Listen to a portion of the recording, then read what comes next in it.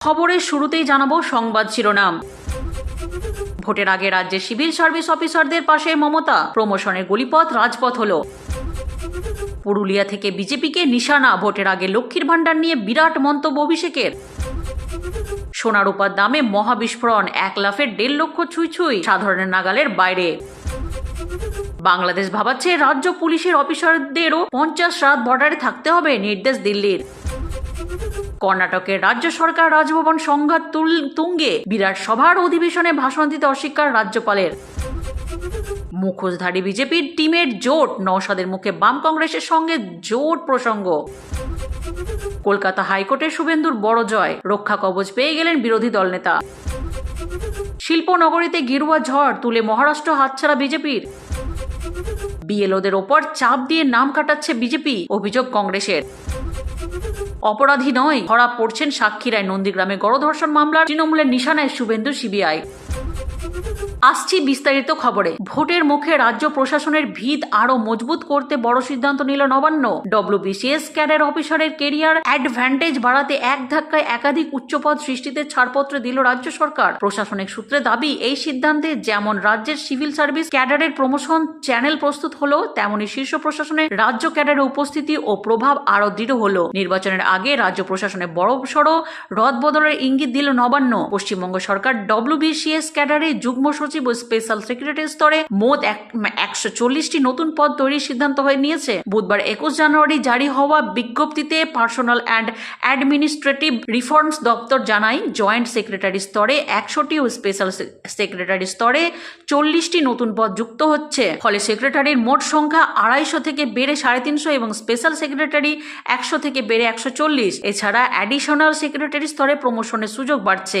নতুন joint secretary পদের 40% অর্থাৎ 140টি পদ কনভার্সনের মাধ্যমে অ্যাডিশনাল সেক্রেটারি উন্নত করা যাবে। প্রশাসনিক মহলের মতে এতে দীর্ঘদিনের প্রমোশন জোট অনেকটাই কাটবে। রাজনৈতিক বিশ্লেষকদের একাংশের মতে ভোটের মুখে এই পদক্ষেপ রাজ্য ক্যাডারের মনোবল বাড়ানোর পাশাপাশি সরকারের প্রতি আস্থার বার্তা দিতেই নেওয়া হয়েছে।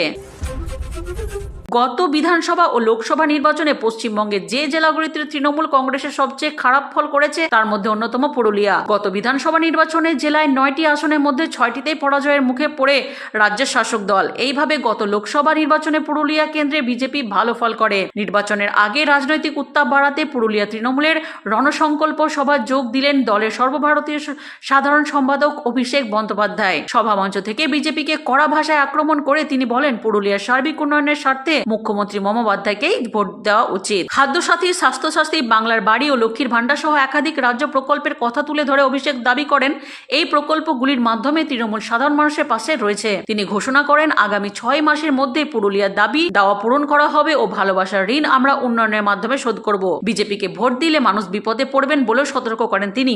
লক্ষ্মীর ভাণ্ডার বন্ধের আশঙ্কা তুলে বিজেপিকে নিশানা করেন অভিষেক। কেন্দ্রীয় বঞ্চনা ও ভোটার তালিকার বিশেষ নিবিড় সংশোধন নিয়েও সরব হন তিনি। অভিষেকের দাবি, এশার আতঙ্কে রাজ্যে ইতিমধ্যে প্রায় 100 জনের মৃত্যু হয়েছে। পুরুলিয়ায় বিজেপির সাংসদ ও বিধায়ক থাকা সত্ত্বেও প্রকৃত উন্নয়ন হয়নি বলে অভিযোগ করেন তিনি। শেষে তিনি বলেন, যতই করো হামলা, আবার জিতবে বাংলা। ভারতীয় বাজারে বুধবার সোনা ও রূপার দাম অতীতের সব রেকর্ড ভেঙে নজিরবিহীন উচ্চতায় পৌঁছেছে। কলকাতার 24 ক্যারেট সোনার দাম প্রতি 10 গ্রামে প্রায় 1,49,790 টাকায় ঠেকেছে। আন্তর্জাতিক ভূ রাজনৈতিক অস্থিরতা ও ক্রমবর্ধমান চাহিদার কারণে একদিনে সোনার দাম 6,000 টাকার বেশি বৃদ্ধি পেয়ে সাধারণ মধ্যবিত্তের উদ্বেগের কারণ হয়ে দাঁড়িয়েছে। রূপার বাজারেও হাহাকার পড়ে গিয়েছে, যা প্রতি কেজিতে 3 লক্ষ টাকার গণ্ডি ছাড়িয়ে ইতিহাস গড়েছে। দিল্লিতে রূপার দাম 3,15,000 টাকা ছাড়িয়ে যাওয়ায় বুলিয়ন বাজারে ব্যাপক চাঞ্চল্য ছড়িয়েছে। বিশেষজ্ঞদের মতে বিশ্ব অর্থনীতিতে অস্থিরতা ও ডলারের দুর্বলতার প্রভাবে মূল্যবান ও ধাতু দুটির দাম আকাশ ছোঁয়া হয়ে উঠেছে। বাংলাদেশের সঙ্গে পশ্চিমবঙ্গে দীর্ঘ খেলা সীমান্ত, সেই পথে অনুপ্রবেশ, চোর চালান এবং অভ্যন্তরীণ নিরাপত্তা সংক্রান্ত উদ্বেগের প্রেক্ষিতে বড় নির্দেশ দিল কেন্দ্রীয় স্বরাষ্ট্র মন্ত্রক। অতীত সাহর মন্ত্রক জানিয়ে দিয়েছে, সশস্ত্র পুলিশ বাহিনী ও সীমান্তবর্তী রাজ্য পুলিশের আধিকারিকদের বছরে অন্তত 50 রাত সীমান্ত গ্রামে কাটাতে হবে। বিশেষ করে পশ্চিমবঙ্গের মতো সংবেদনশীল রাজ্যগুলিকে এই ব্যাপারে গুরুত্ব দিতে বলেছে নর্থ ব্লক। বাংলাদেশের সঙ্গে পশ্চিমবঙ্গের সীমান্ত দৈর্ঘ্য প্রায় 2200 কিলোমিটার। নদী, চর, কাঁটা, তারহীন বিস্তীর্ণ এলাকা ও ঘন ঘন জনবসতির কারণে এই সীমান্ত দীর্ঘদিন ধরে পোরাস বলে চিহ্নিত। সাম্প্রদায়িক সময়ে বাংলাদেশের রাজনৈতিক অস্থিরতা, সামাজিক টানাপোড়েন ও মৌলবাদী শক্তির সক্রিয়তা বেড়ে যাওয়ার প্রেক্ষিতে পশ্চিমবঙ্গ সম্ভাব্য ঝুঁকি নিয়ে নতুন করে সতর্ক হয়েছে কেন্দ্র। সূত্রের খবর, এই নির্দেশ পাঠানো হয়েছে বিএসএফ, আইটিবিপি, সশস্ত্র সীমা বল, অসম রাইফেলসের শীর্ষ আধিকারিকদের, পাশাপাশি সীমান্তবর্তী রাজ্যগুলির পুলিশ প্রধানের কাছে এই নির্দেশ পাঠানো হয়েছে। সেই মোতাবেক রাজ্য পুলিশের ডিজি রাজীব কুমারের সঙ্গে এই নির্দেশ এসে পৌঁছানোর কথা। গত নভেম্বরে রায়পুরের ডিজি আইজি সম্মেলনের পরে এই সিদ্ধান্ত চূড়ান্ত হয়। কেন্দ্রের মতে শুধু কাঁটাতার এবং টহল বাড়ালেই সীমান্ত নিরাপত্তা নিশ্চিত হয় না। সীমান্ত গ্রামগুলির মানুষের সঙ্গে সরাসরি যোগাযোগ, আস্থা বাড়ানো ও স্থানীয় স্তরে গোয়েন্দা তথ্য সংগ্রহই আসল চাবিকাঠি। সেই কারণে আধিকারিকদের নিয়মিত রাতযাপনের ওপর জোর দেওয়া হয়েছে। বিশেষ করে মালদা, মুর্শিদাবাদ, নদিয়া, উত্তর 24 পরগনা, দক্ষিণ 24 পরগনা, কোচবিহার এই জেলাগুলিকে বাড়তি গুরুত্ব দিতে বলা হয়েছে। এই সব এলাকার দীর্ঘদিন ধরে অনুপ্রবেশ, ভুয়ো নথি পাচার ও সীমান্ত পারে নেটওয়ার্ক সক্রিয় থাকার অভিযোগ হয়ে উঠে এসেছে। এই উদ্যোগটি কেন্দ্রের ভাইব্র্যান্ট ডিজিটাল প্রোগ্রামের একটি অংশ। 2023 সালের 10 এপ্রিল চালু হওয়া এই কর্মসূচির লক্ষ্য সীমান্তবর্তী গ্রামগুলিকে উন্নয়নের সঙ্গে যুক্ত রেখে নিরাপত্তা ব্যবস্থাকে আরও শক্তিশালী করা। সূত্রের খবর, ওই 50 দিনের সফরে আধিকারিকরা গ্রামবাসী, যুবক যুবতী, স্থানীয় জনপ্রতিনিধি, এনসিসি ক্যাডেট ও সামাজিক সংগঠনের সঙ্গে কথা বলবেন। তাদের সীমান্তে চোখ ও কান হিসেবে কাজ করতে উৎসাহ দেওয়া হবে যাতে সন্দেহজনক গতিবিধি দ্রুত নজরে আসে। এর আগে দিল্লিতে ভাইব্র্যান্ট ভিলেজেস কর্মসূচি নিয়ে এক কর্মশালার কেন্দ্রীয় স্বরাষ্ট্রমন্ত্রী অমিত শাহ জানিয়েছেন, কেন্দ্রীয় সশস্ত্র পুলিশের ভূমিকা ও রাজ্য নিরাপত্তার সীমাবদ্ধ নয়। সীমান্ত এলাকার সামাজিক ও অর্থনৈতিক স্থিতিশীলতায় সমান জরুরি। বাংলাদেশের বর্তমান পরিস্থিতি, মৌলবাদের উত্থান ও পশ্চিমবঙ্গের খোলা সীমান্ত, এই তিন বাস্তবকে সমান রেখে কেন্দ্রের এই নির্দেশকে রাজ্যের জন্য একটি গুরুত্বপূর্ণ সতর্কবার্তা হিসেবে দেখেছেন নিরাপত্তা বিশেষজ্ঞরা। কর্ণাটকের রাজ্যপাল থাওয়ার চাঁদ গেহলট 22 জানুয়ারি অনুষ্ঠিত হতে চলা রাজ্য সংবিধান সভার যৌথ অধিবেশনে ভাষণ দেওয়ার সিদ্ধান্ত থেকে সরে দাঁড়িয়েছেন। বুধবার হঠাৎই রাজ্য বিধানসভার যৌথ অধিবেশন ভাষণ থেকে অস্বীকার করায় রাজ্য রাজনীতিতে তীব্র চাঞ্চল্য তৈরি হয়েছে। আগামী 22 জানুয়ারি থেকে শুরু হতে চলা বিধানসভার অধিবেশনটি ঐতিহ্য অনুযায়ী রাজ্যপালের ভাষণের মাধ্যমে সূচিত হওয়ার কথা ছিল, কিন্তু রাজ্যপালের এই সিদ্ধান্তে সেই প্রথা ভেঙে যেতে পারে বলে মনে করা হচ্ছে। এই পরিস্থিতিতে দ্রুত পদক্ষেপ নিয়েছে রাজ্য সরকার। সংসদীয় বিষয়ক মন্ত্রী এইচ.কে পাতিলের নেতৃত্বে একটি উচ্চ পর্যায়ের প্রতিনিধি দল রাজ্যপালের সঙ্গে আলোচনার জন্য লোকভবন ও রওনা হয়েছে। আইনমন্ত্রীর দপ্তর থেকে প্রকাশিত এই বিবৃতিতে জানানো হয়েছে, রাজ্যপালের সিদ্ধান্তের পরিপ্রেক্ষিতে বিষয়টি নিয়ে আলোচনার জন্য বুধবার বিকেল 5টা 45 মিনিটে প্রতিনিধি দল রাজভবনে যাবেন। যদিও রাজ্যপাল ঠিক কী কারণে ভাষণ দিলেন না সে বিষয়ে এখনো কোনো স্পষ্ট ব্যাখ্যা পাওয়া যায়নি। 22 জানুয়ারি থেকে 31 জানুয়ারি পর্যন্ত চলতে থাকা এই অধিবেশনে একটি গুরুত্বপূর্ণ বিষয় নিয়ে বিশেষ আলোচনা হওয়ার কথা ছিল। কেন্দ্রীয় মহাত্মা গান্ধী জাতীয় গ্রামীণ কর্মসংস্থান নিশ্চিতকরণ আইন বাতিল করে তার জায়গায় সদ্য প্রণীত বিকশিত ভারত গ্যারান্টি ফর রোজগার অ্যান্ড আজীবিকা মিশন বা ভিবিজি রামজি আইন 2025 নিয়ে আলোচনা হওয়ার কথা ছিল এই অধিবেশনে। এই আইন ঘিরে রাজ্য রাজনৈতিক বিতর্ক আগে শুরু হয়েছে। রাজনৈতিক মহলের একাংশের মতে রাজ্যপালের এই পদক্ষেপ কেন্দ্র ও রাজ্য সরকারের মধ্যে চলমান মতবিরোধকে প্রতিফলন। রাজ্য সরকারের প্রতিনিধি দলের সঙ্গে আলোচনার পর রাজ্যপাল এই সিদ্ধান্তে কোনো পরিবর্তন আনেন কি না এখনো সেটাই দেখার। বিধানসভা ভোট এলেই শূন্য থেকে শুরু করা শাসক বিরোধীদের জোটের জন্য হাঁক ডাক শুরু হয়। 2026 বিধানসভা নির্বাচনের আগেই তার ব্যতিক্রম হচ্ছে না, স্পষ্ট জানিয়ে দিলেন আইএসএফ বিধায়ক নওশাদ সিদ্দিকী। ফের একবার বাম কংগ্রেসের সঙ্গে জোট বাঁধতে চলেছে তার আইএসএফ, যা আগামী সপ্তাহে চূড়ান্ত হবে জানালেন বিধায়ক। আইএসএফ এর প্রতিষ্ঠা দিবসে বুধবার শহীদ মিনারে সমাবেশ করে দলের চেয়ারম্যান ও বিধায়ক নওশাদ সিদ্দিকী জানান, বাম ও কংগ্রেসের সঙ্গে জোট নিয়ে কথা এগোচ্ছে। তার দাবি, তৃণমূল ও বিজেপি বিরোধী শক্তিকে একত্রিত করতে আগামী সপ্তাহে জোটের আলোচনা চূড়ান্ত হবে। নওশাদ বলেন, শুধু বাম কংগ্রেস নয়, অন্যান্য দলের সঙ্গেও সমঝোতার পথ খোলা রয়েছে। কংগ্রেস রাজ্য সভাপতি শুভঙ্কর সরকার আগে একলা চলার বার্তা দিলেও নওশাদের প্রস্তাবে কংগ্রেসের তরফে এখনো কোনো প্রতিক্রিয়া নেই। সিপিআইএম অবশ্য জোটের সম্ভাবনা নাকচ করেননি। সুজন চক্রবর্তীর দাবি, বিজেপি তৃণমূল বিরোধী বৃহত্তর জোটে বামেদের অবস্থান ইতিবাচক। এদিকে তৃণমূল তৃণমূল ও উদ্যোগকে কটাক্ষ করে বিজেপির মুখোশধারী জোট বলে আক্রমণ করেছে। দলের সাধারণ সম্পাদক কুণাল ঘোষ বলেন, এই জোট বিজেপিরই উপকার করবে এবং বিজেপি বিরোধী ভোট ভাগ করে দেবে। তার দাবি, বাংলার বিজেপিকে হারানোর একমাত্র বিকল্প তৃণমূলই। এই রাজ্যের বিরোধী দলনেতা শুভেন্দু অধিকারীকে যতবারই কাবু করতে উদ্যত হয় এই রাজ্যের প্রশাসন, ততবারই তারা আইনের দরজায় গিয়ে মুখ থুবড়ে পড়ে। বারবার শুভেন্দু অধিকারীর কর্মসূচিতে পুলিশ দিয়ে বাধা দান করার চেষ্টা হয়েছিল, কিন্তু বিভিন্ন সময় প্রায় 100-র বেশি কর্মসূচি আদালত থেকে অনুমতি নিয়ে এসে করে দেখিয়েছেন রাজ্যের বিরোধী দলনেতা। সম্প্রতি চন্দ্রকোনায় তার কনভয়ে হামলার ঘটনায় তিনি থানার দীর্ঘক্ষণ বসে ধর্ণা দিয়েছিলেন, পরবর্তী আদালতে যাওয়ার কথা জানিয়ে দিয়েছিলেন। তবে এই ঘটনাকে উল্টে শুভেন্দু অধিকারীর বিরুদ্ধে এই অভিযোগ দায়ের করা হয়েছিল।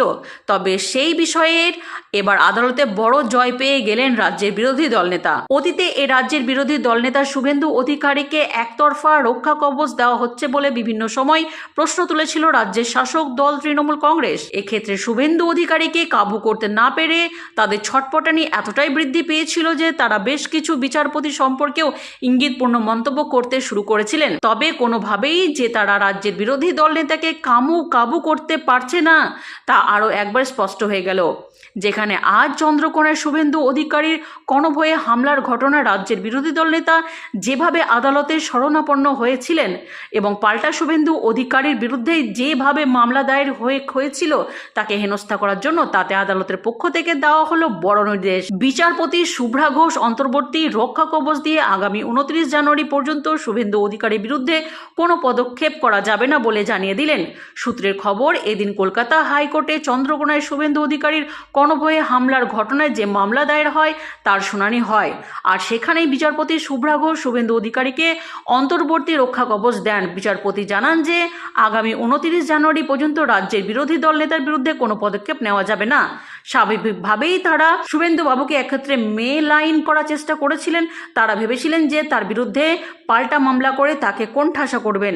তাদের সেই চেষ্টা কার্যত ব্যর্থ হয়ে গেল। এক্ষেত্রে আদালতের দরজায় গিয়ে রক্ষা কবচ পেয়ে বিরাট জয় পেয়ে গেলেন রাজ্যের বিরোধী দলনেতা শুভেন্দু অধিকারী বলেই মনে করেছেন বিশেষজ্ঞরা। রাজনৈতিক মানচিত্রে পুরনো ছবি দেখা মিলল কল্যাণ ডোম বিভলি মিউনিসিপ্যাল কর্পোরেশনে একনাথ শিন্ডের শিবসেনাকে সমর্থন জানালেন রাজ ঠাকুরের মহারাষ্ট্র নবনির্বাণ সেনা। দুই পক্ষের এই মহারাষ্ট্রের রাজনৈতিক মানচিত্রে পুরনো ছবি দেখা মিলল কল্যাণ ডোম বিভলি মিউনিসিপ্যাল কর্পোরেশন একনাথ শিন্ডের শিবসেনাকে সমর্থন জানালেন রাজ ঠাকুরের মহারাষ্ট্র নবনির্বাণ সেনা। কল্যাণ ডোম ভিভলি পুর নিগমে মেয়র পদ দখলের লড়াইকে নতুন সমীকরণ তৈরি করেছেন রাজ ঠাকুরের মহারাষ্ট্র নবনির্মাণ সেনা। একনাথ শিন্ডের শিবসেনাকে সমর্থন করা বিজেপিকে মেয়র পদ থেকে দূরে রাখায় দুই পক্ষের মূল্য লক্ষ্য। 122 আসনের পুরসভায় শিন্ডের শিবসেনা পেয়েছে 53টি, বিজেপি 50টি, উদ্ধব ঠাকুরের শিবসেনা 5টি ও এমএনএস 5টি আসন। বোর্ড গঠনের দরকার 62টি আসন। এমএনএস এর সমর্থনে শিন্ডের শিবসেনার সংখ্যা বাড়লেও সংখ্যা গরিষ্ঠ জন্য আরও কয়েকটি আসনের প্রয়োজন। শিন্ডে শিবিরের নেতা শ্রীকান্ত শিন্ডে জানিয়েছেন, শহরের উন্নয়নকে সামনে রেখে এই সিদ্ধান্ত। তিনি ইঙ্গিত দেন উদ্ভব শিবিরের কিছু জয়ী প্রার্থীও তাদের দিকে আসতে পারেন। একই সঙ্গে বৃহন মুম্বাই পুর নিগমেও মেয়র পদ ঘিরে ধোঁয়াশা, যেখানে শিন্ডে বিজেপি জোটের মোট 118 আসন হলেও ম্যাজিক ফিগার 114 ছুঁতে আরও সমর্থন জরুরি। বিশেষজ্ঞদের মতে ছোট্ট শহরের এই সমীকরণ বহু শহর মুম্বাইয়ের রাজনীতিকেও প্রভাব ফেলতে পারে। 21 জানুয়ারি 2026 18টা বেজে 38 মিনিট 1 সেকেন্ড রাজস্থানে কংগ্রেস দল 21 জানুয়ারি 2026 18:38:01 রাজস্থানে কংগ্রেস দল কোটা থেকে 21 জানুয়ারি 2026 18:38:01 রাজস্থানে কংগ্রেস দল কোটা থেকে 12 মে পর্যন্ত ইনভেস্টেন্সিভ ভোটার রিভিশন প্রক্রিয়া নিয়ে ব্যাপক হট্টগোল করেছে। জয়পুরে একদল প্রাক্তন কংগ্রেস সাংসদ বিএলওর ভাইয়ের বিরুদ্ধে পুলিশ মামলা দায়ের করেছেন। অভিযোগ করেছেন যে তিনি ভোটার তালিকা থেকে তার নাম বাদ দেওয়ার জন্য ফর্ম শূন্য স্বাদ পূরণ করেছেন। রাজস্থানে ভোটার তালিকা সংশোধন ঘিরে কংগ্রেস ও বিজেপির মধ্যে তীব্র রাজনৈতিক সংঘাত শুরু হয়েছে। কংগ্রেসের অভিযোগ, বিজেপি ব্লক লেভেল অফিসারের ওপর চাপ দিয়ে কংগ্রেস সমর্থিত ভোটারদের নাম বাদ দিতে বলেছে। কংগ্রেস একাধিক ভিডিও প্রকাশ করে দাবি করেছে, কিন্তু বিএলও চাপ দেওয়া হয়েছে ফর্ম শূন্য স্বাদ পূরণ করে শত শত, এমনকি হাজার হাজার নামও বাদ দেওয়ার জন্য। বারমের, কোটা ও জয়পুরে বিক্ষোভ ও অভিযোগ দায়ের করেছে কংগ্রেস। বিজেপি পাল্টা অভিযোগ করেছে, কংগ্রেস বহিরাগত ভোটারদের নাম তালিকায় ঢুকিয়েছে, সেগুলি বাদ দেওয়াই লক্ষ্য। বিজেপির দাবি, সঠিক নাম হলে ভয়ের কিছু নেই। এসআইআর আবেদনের শেষ দিনে রাজনৈতিক দলগুলি মোট 18,898টি আবেদন জমা দেয়। এর মধ্যে বিজেপি 18,896টি ও কংগ্রেস মাত্র 2টি নাম বাদ দেওয়ায় আবেদন করেছে। সাধারণ ভোটারদের কাছ থেকে এসেছে 10.48 লক্ষ আবেদন। নির্বাচন কমিশন এখনও যাচাই ও শুনানির পর চূড়ান্ত সিদ্ধান্ত নেবে। নন্দীগ্রামের গণধর্ষণ মামলায় অভিযুক্তদের আড়াল করতে সিবিআইকে ব্যবহার করা হচ্ছে, এই অভিযোগ তুলে সরব হল তৃণমূল কংগ্রেস। শাসক দলের নিশানায় রাজ্যের বিরোধী দল নেতা তথা নন্দীগ্রামের স্থানীয় বিধায়ক শুভেন্দু অধিকারী। এদিক রেয়াপাড়ায় সাংবাদিক বৈঠক করে তৃণমূলের তমলুক সাংগঠনিক সভাপতি সুজিত রায়ের দাবি, অপরাধীদের ধরাই বদলে মামলার সাক্ষীদেরই গ্রেপ্তার করা হচ্ছে, যা বিচার প্রক্রিয়াকে প্রভাবিত করার চেষ্টা। তৃণমূলের বক্তব্য, 2005 সালে 14 মার্চ নন্দীগ্রামের সংঘর্ষে 14 জনের মৃত্যু হয়।